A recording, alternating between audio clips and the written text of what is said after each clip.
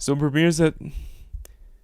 Premiere has been giving me this pesky error of retrieving the frame, like the frames are not loaded, and I've just figured out how to fix it after about 30 minutes. Now, all you want to do to fix this annoying issue is you can actually just go into the option called Premiere in the top left-hand corner of the screen, and you just want to go into the option called Settings and basically go down to the option called Media Cache right here, which is above Memory. When you click on this, we basically want to remove any of these unnecessary files that are not being used. Just Premiere is basically storing all of the past files on your computer, whether you know it or not, just from the past. And you click on this and click on Delete All Media Cache Files, and will basically restart your Premiere Pro and clear your cache database, which includes a bunch of random frames that may have been generated or rendered over time across years of using Premiere. Now, they're typically deleted after a set amount of time. Now, for me, it's 12 months, but this will basically clear any of those ones more recently that are not being used or have not been used recently. And when you actually restart this option, it'll take a second